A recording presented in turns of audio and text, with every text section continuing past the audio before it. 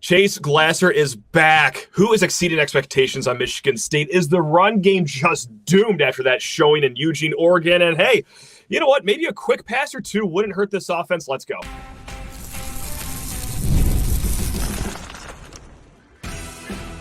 You are Locked On Spartans, your daily podcast on the Michigan State Spartans, part of the Locked On Podcast Network, your team every day. Today's episode of Locked On Spartans is brought to you by FanDuel. Place your first $5 bet, and you'll get started with $200 in bonus bets guaranteed. Just visit FanDuel.com to get started. Spartan friends, Spartan family, Locked On Spartans listeners, thank you all so much for tuning in to Locked On Spartans. It's your team in green and white 5 days a week right here on the Locked On Podcast Network. Please rate, review, subscribe, do whatever makes you happy, and also comment below on YouTube the player that is exceeding your expectations the most, because Chase Glasser of Spartans Illustrated, that is where we are going to start this conversation. We opened up the mailbag over on Twitter, and Carter wrote in which players have exceeded your expectations and also which players have come up short but have the best chances of turning things around in the second half of the season. Chase, I know we've talked a lot about this guy so far this year, but it's the Chuck Brantley show. Like, for me, it is Chuck Brantley. Absolutely. Thank you. Right. It's not just, talking heads like me, media people like yourself, or fans that, thought that Chuck Brantley would be a nice depth piece this year. So did this coaching staff. They tried to over-recruit him with guys in the transfer portal, of course. And all that he's done is not just have a good year, but borderline elite year. Chase, he's got 3 interceptions.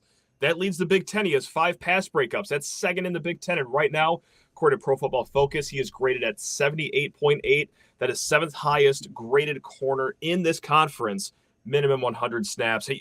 He's been outstanding, so I think he's going to – is he just going away your guy too? Okay. Yeah, I mean, not that there's not others, but he's been exceptional. I mean, and he had a solid year in 2021 and made some very memorable plays, certainly.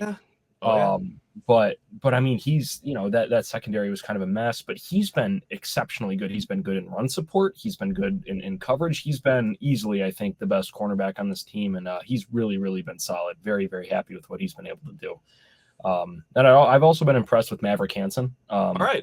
This is a guy who was kind of a depth piece on last year's team. And there's a lot of departures along the defensive line, and he's really pressed into service to a greater extent than I think any of us expected. And, I don't know if he's been excellent, but he's been a little bit better than I expected. We're going to talk about the run defense and what happened in the last game today.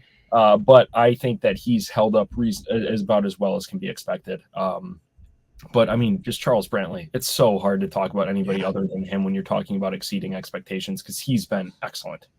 And just once again, of course, did it again on Friday night. Interception, Dylan Gabriel, despite him being in the 17th year of football collegiately, still thinks he can make that throw. But Chuck Brantley, no, I'm going to undercut this route, and I will be taking that ball out of your hands in the red zone. He's done that 3 times, man. It's crazy. 4 if you want to count the one that was called back against Prairie View A&M. You know what? Why not? Let's keep piling on, right? Yeah, no, he's been outstanding. I think you play football and you recognize, hey, if this player's stopping short of the goal line and just understanding leverage, like that play, it was a bad throw by Gabriel, but college quarterbacks make bad decisions. And it's like, hey, if this guy's kind of floating around here down by the goal line, they're probably not going to force that into the boundary. I bet there's somebody behind me. I'm going to fall off, read the quarterback's eyes. And it's such a heady play. Really impressive. It is. And also, obviously durable too. That helps. Sometimes your best ability is your availability. And that's been an issue with Brantley in the past as well. But hey, look at him thrive. I did have one other player written down for beating expectations. And of course, we're sticking to the defensive side of the ball here.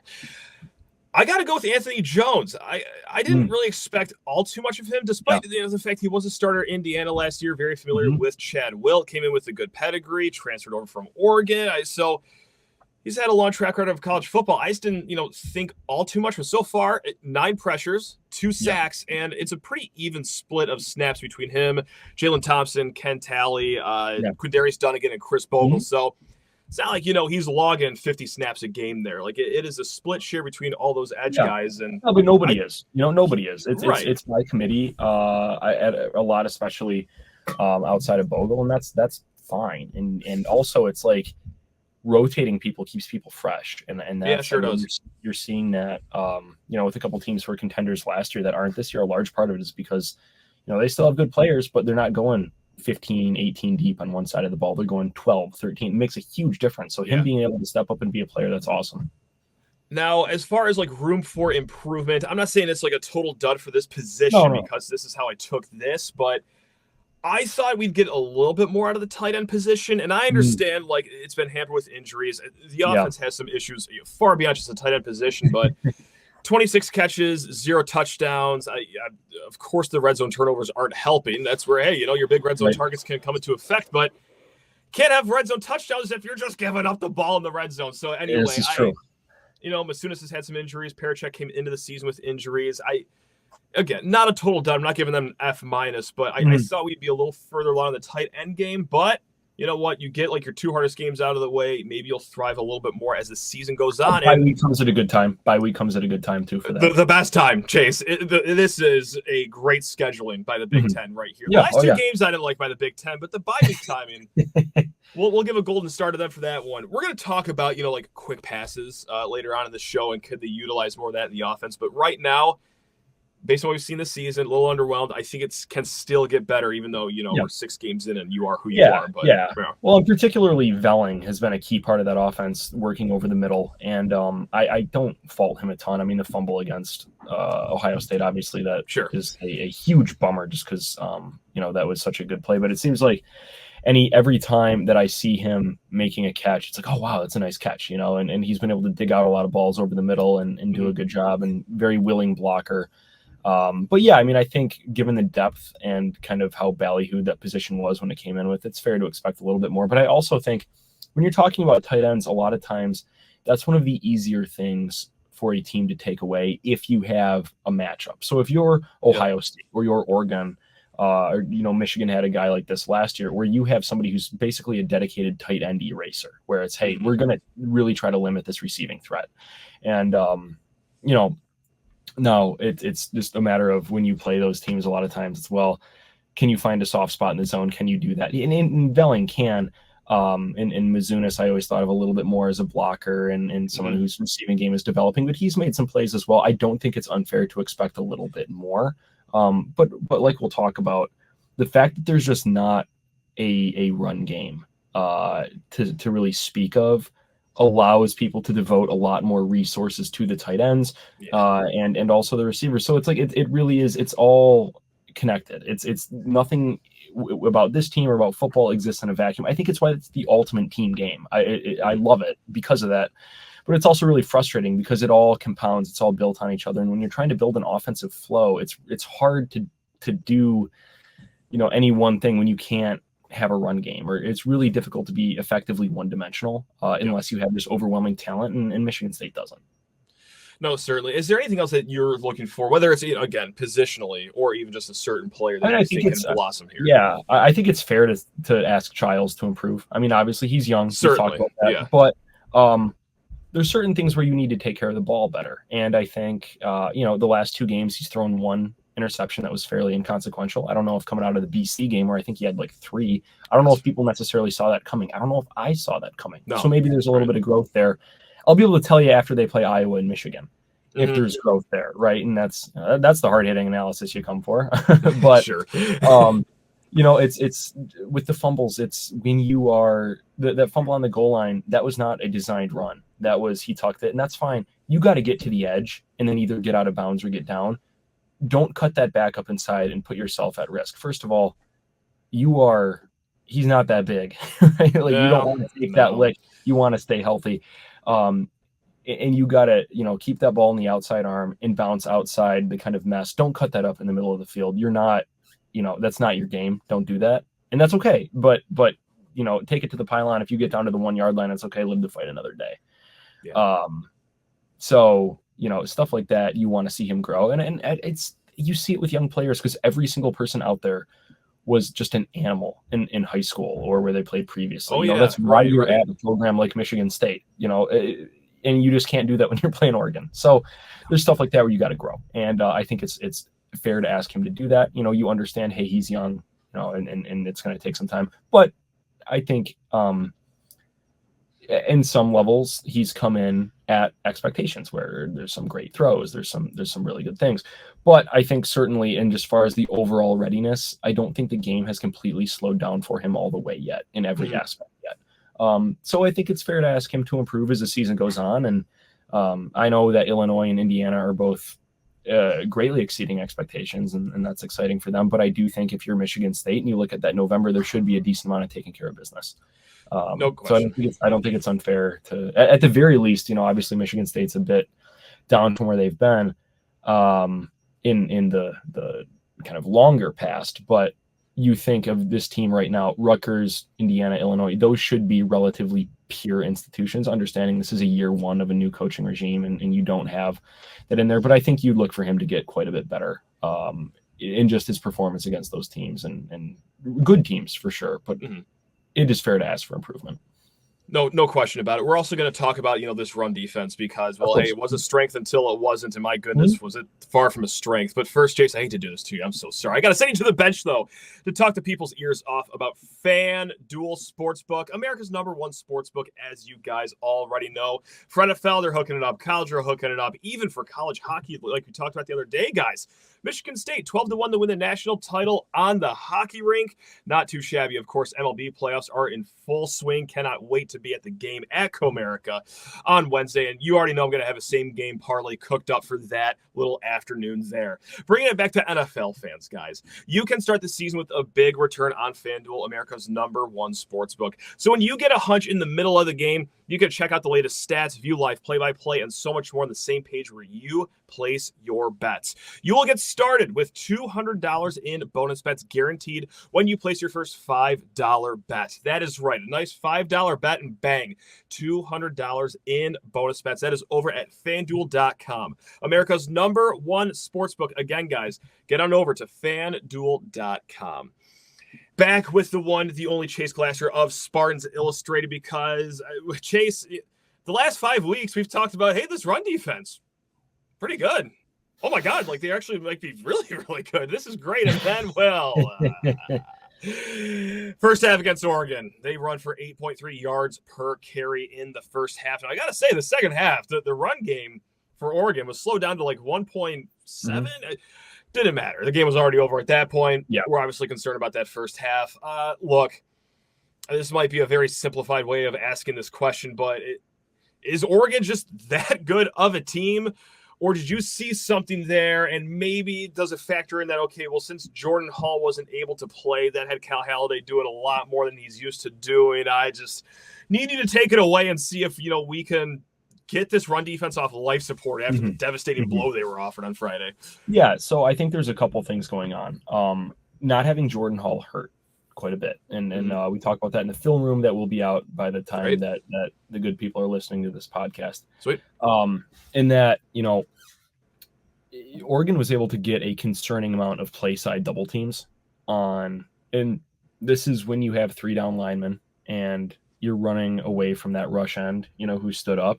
It's just they were able to get, whether it was a tight end and a tackle or a guard and a center, they were able to really double up a lot of Michigan State's defensive linemen. And when you're running with 2 linebackers, if you're able to move them downfield and you're running some sort of a zone scheme, those linebackers get washed out. And when you don't have the speed and the aggression of Jordan Hall, it's kind of compounding, right? So it all winds up to, Michigan State was just getting chunked in the run game the way I haven't seen in a little bit. It's been a little bit since I've seen Michigan State get taken apart on the ground like that. And I think it was a lot of things, but it is concerning. And, like we said, bye week comes at a good time, both for personnel reasons, but then also, you're about to find out with Iowa and Michigan what this run defense looks like. And in Iowa, they're going to run a lot of outside zone. Historically, Michigan State has recruited defensive tackles with really long arms, which is really helpful in defeating outside zone because you can get around some of those reach blocks, force cutbacks, allow people to flow. It's a lot is when you only have 3 down linemen, there's going to be a lot asked of that second level and a lot asked of those guys to, not just shoot up field, because there's a lot where Michigan State just started sending their defensive tackles way upfield. That's what outside zone is good at defeating, where, okay, we're just going to let your momentum take you out of the play And then if those linebackers are not Johnny on the spot, when you only have two linebackers, they both have the two gap, gets dangerous. Then Michigan, it's going to be different. Michigan runs a lot of gap stuff, but they're not very good at it. They lost a lot of offensive linemen. And the thought was from Michigan, hey, this offensive line is going to be really good. All these guys have been coached up by, Sherman Moore for the last 3 years. They're going to be ready to go. They weren't. And I've been kind of working on an operational theory that, Ed Warner, who I think is one of the best offensive line coaches in the country, a lot of the guys who were good on that offensive line for Michigan, they were Warner guys, people like Zach Zinner, right, and Trevor Keegan. They're not here, and you can tell because that run game, they are just – I know there's consternation. I know for people, Michigan people, oh, why aren't our play calls more exotic? You got to crawl before you can walk, and Michigan can't block their base stuff. So I think you're going to find out there because, they're going to run the ball. Michigan, I think their leading receiver has like 70-something receiving yards on the Is that true? Season. Oh, my God. Yeah. Wow. No, Loveland, I think, has more, but it's like they get nothing from their wide receiver at all. Okay.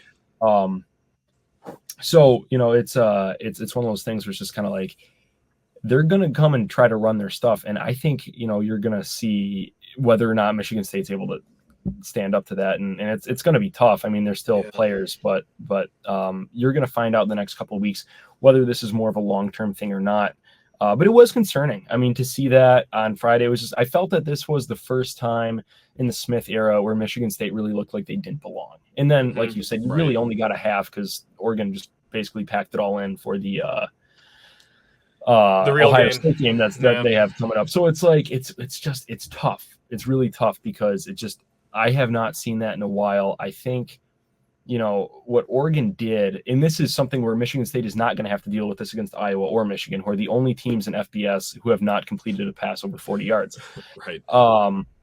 Michigan State had to respect what Oregon's able to do in the vertical passing game. So there was, I felt like a little hit, like a switch hitch in the hook curl was open all night. And that wasn't just because Cal Halliday was the one who was supposed to be getting out over that because he was, Jordan Hall wasn't there. That was, you had to keep your people back a little bit in the secondary because you didn't want to get the top taken off your defense. Michigan State is not going to have to do that against Iowa or Michigan, particularly against Michigan. I think we've talked about how this pass defense has improved. I think you just line up and straight cover one man free. And then if you're going to get pieced up by the people who are in their wide receiver core, you tip the cap, I guess. I just don't think that's going to happen. So there is a little bit of schematic flexibility that you're going to have there where you're going to be able to play up a little bit more just because having a light box is so difficult if you're a defense. If you're not able to roll a safety, especially if you're only running with two linebackers, which is fine. And you kind of have that tweener. If a tackle is able to take out that rush end and then your 3 down linemen, if 2 of them are getting doubled, somebody else is singled, there's going to be a lane. And then if your linebackers aren't right there, they're in the second level and then they're off and running. And then it's just really difficult to try to keep that down. So it's just, it was a number of things. And I think the bye week just comes at a really good time for them to both get healthy and to rep that more. And then after that, it's, Rutgers is going to run the ball. Kyle Monangai is a very, very, very good back. So we're going to find out, I think, how long or to what extent this run defense is an issue. And then obviously, as we know, the run game itself is a little bit of a problem too. More to come with Chase Glasser, but first you need to talk your ear off about Gametime, the best ticketing app out there. And I will be at Comerica Park on Wednesday. I cannot wait for it. First home playoff game in a decade. I was at the last one. I will be at this one, all thanks to Gametime because you know what the opposite of electric is, which is what Comerica Park will be. It's calm. And that's what the process is with Gametime, guys. All right. From their flash deals, which I took advantage of over the weekend, I found great seats in a great spot for a great price because I just opened it up Saturday right before first pitch of game one. And that's not that bad. I'm going to go ahead and jump on that deal. Now, let's say you're listening to this right now. You don't got to work this afternoon. Go ahead, walk up to the ballpark and take advantage of their last-minute ticket deals. There are deals galore over at Gametime. Now, how else do they make it calm? Well, you're not going to get surprised with fees at the very end like you will with a lot of other ticketing apps. You're not going to do 74 clicks to the finish line, and then, my goodness gracious, that took 29 minutes. No, it's 2 taps on your phone. The tickets are sent straight there. It is seamless and painless with Gametime. And it's not just the flash deals and the last-minute ticket deals that could save you money. It's also just when you download the app. Download the Gametime app, smash in promo code LOCKEDONCollege, and you will save $20 off your first purchase. Terms apply. Again, download the Gametime app, use promo code LOCKEDONCollege for $20 off your first purchase. What time is it, gang? It's Gametime. Let's talk about that part, the run game, because you know what? We talked on yesterday's show. The lessons that we learned from Saturday's upsets is that, okay, well, there was a common denominator between, your Vanderbilts, the Minnesotas. Mm-hmm. Experienced offensive lines. Michigan State, yes, of course, they have Tanner Miller. That's an experienced guy. Luke Newman over from the FCS. But outside of that, you got a guy playing a new position at right guard.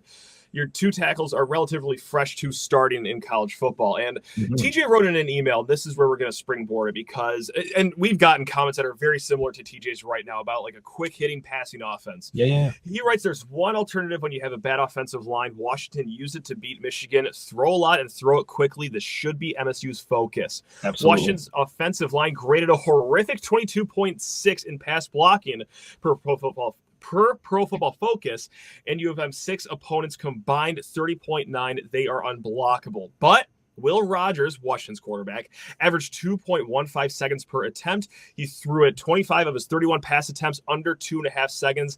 MSU will not run well against Iowa. It won't work, and with the first down runs with Nate Carter, so don't even try. Mostly pass, but pass quickly. Roll out the pocket with run pass option. Throw it on first down. Throw quickly to the tight end. Throw slant routes, out routes.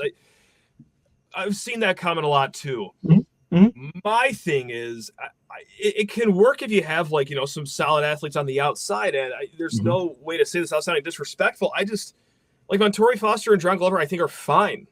Hard stop there though. I don't think that they're okay catching a smoke screen and then make a guy miss and then turn and burn up field. Can that work? Just something as simple as, hey, just get rid of it quickly. Right. I don't know. Right. I don't know. That's part of it, is that, and you did see that. Certainly, Washington was very effective with that. Yeah. But Jed Fish has been really good at drawing up screens for a long time. I mean, they had a transcontinental in this game, and among other things. But so I think it's a couple different things. So firstly, you got to run the ball to an extent. You have to, because Michigan State, their best chance at a shot play is play action shot. You saw it on the 4th and 2 against Oregon, where that is your best chance at a shot. So you have to keep the defense honest. But so the New England Patriots did this for years, when in the late, kind of after the 2007 season, when their offensive line wasn't quite as good, but they had really good skill guys. They just had a bunch of 4 and 5 yard passes to their running backs coming out of the backfield, right? To kind of keep the defense honest and supplement a run game. That can happen. Now, as far as you mentioned, smoke routes, hitches, things like that. That was actually kind of effective against Ohio State, because Michigan State had an established vertical threat against both Boston College and particularly Maryland. So I think that you could see that. And I think, Jerron Glover and Montori Foster, they could be decent jump ball guys. I don't know how much route artisanry we're going to get from them. They just haven't really been asked to do that. I do think Michigan State has done that a bit with the play action, the boot game, the rollout stuff. Michigan State has a pretty robust rollout package, and I think you're certainly going to see that, particularly against Michigan. I think just because that defensive line is still good, but they weren't getting home against Washington. Michigan wasn't. So I think if you're Michigan State, also looking at Michigan, they can't execute the really complex coverages that they've been doing in years past. We had Marvin Harrison Jr. saying, I have not seen the coverages that they were throwing out. It takes a high degree of communication. It takes a lot of veteran guys. They don't have that. So what's Michigan doing? They're playing in a lot of cover 1. They're playing in a lot of cover 3. And kind of paradoxically, they're blitzing a lot, because if you just sit back in a cover 1, cover 3 spot drop, well, we saw that with Hazleton. And if you're not really effective getting into your spots, you're going to get pieced up, and Michigan's not effective getting into their spots. So I do think just straight up, there's going to be open passes in that game. But secondly, if you're playing off in the secondary and you're blitzing, you're going to have, hey, I'm going to have a tight end or a running back chip and release. especially in the game against Michigan, I think that you have to have that developed, and I think you'll certainly, I guarantee you, they're working on that in the bye week. But just as kind of a general sense, yeah, I think that particularly Nate Carter, though he's dropped a couple of fairly notable touchdown passes, he can catch the ball coming out of the backfield, and it might be you're catching it at the line of scrimmage and you're kind of making one guy miss and falling forward for 4 yards. That's fine. Great. I mean, that's fine. Yeah. And also, when you do that, it stretches the defense horizontally, which also, if you have a linebacker that's bossing out, that can lighten the box and help out your run game. So it's kind of a high tide is raising all boats.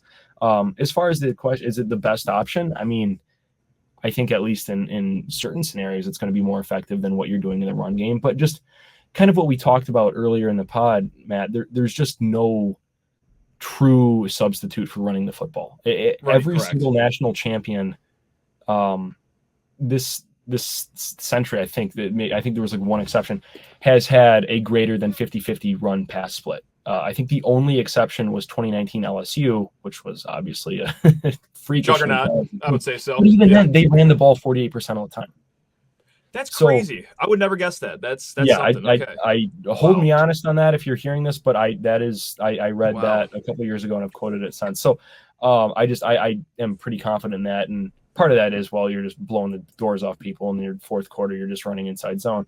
But it is you have to, if you want to have a good play action game, you got to run the ball. If you don't want linebackers teeing off, you're going to have to run the ball.